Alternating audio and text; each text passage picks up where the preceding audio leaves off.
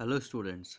Today I would like to start with some questions which sometimes comes in your mind. So let us look into those questions. The first one is our how can food be kept fresh for some day? If it was not there in your mind, try to think upon it and find out the solution. How can we keep it fresh for some days? Next, is it a good habit to finish everything on our plate while having our meal? Is it a good habit or bad? So you have to think it of your own at first. Before come to the conclusion, so you have to go through the topics which we have discussed in this chapter. Keeping in mind those things, you have to reach to the conclusion. Next, what do your parents do with the food that is left over? Try to find out what do your parents do with the food that is left over.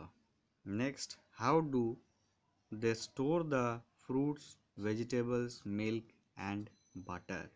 Or what kind of food items are they? They are called the perishable food items. That means which get perished quickly. So to keep food items edible for a longer time, we preserve them. What do?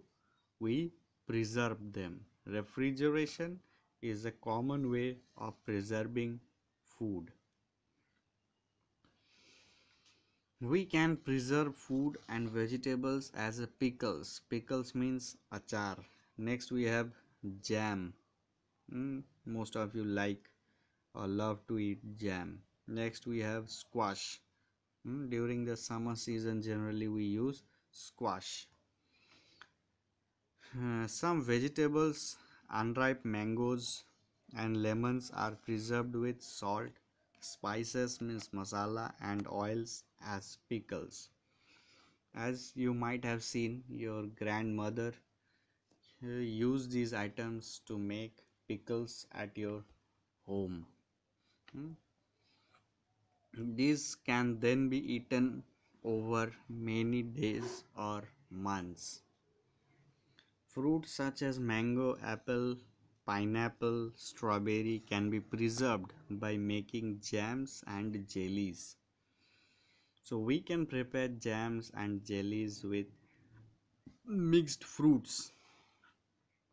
They can also be preserved in the form of squash. Jam, jellies and squash are made by adding sugar to fruit. Little bit of sugar we have to add it to preserve it for a longer period of time. Next is our drying. Drying is another way of preserving food items.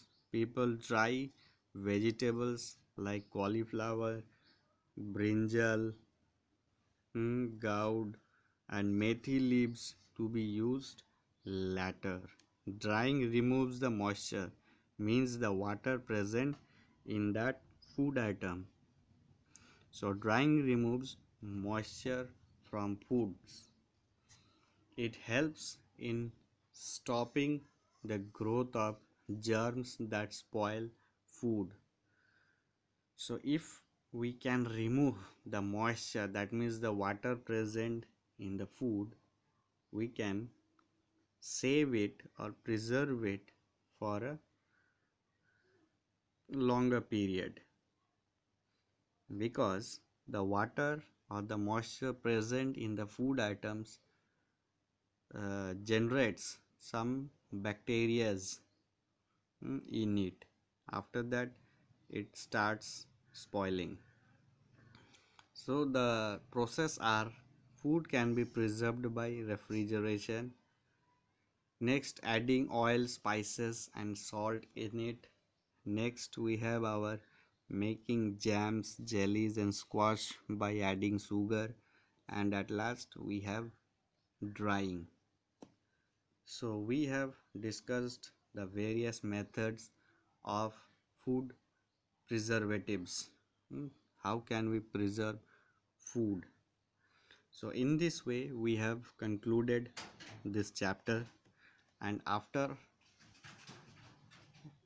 this you can see the summary of the chapter. All of you must go through this summary, and you can see the word banks. Word banks means some important words are there with their meaning. So in case if you have any confusion, try to go through this summary and word bank. In your next page also it is there. So try to go through these contents at first, and afterwards I will discuss your textbook questions. Don't worry about it. I will provide you the solutions of all the questions. So in this way we have come to the conclusion of our first chapter.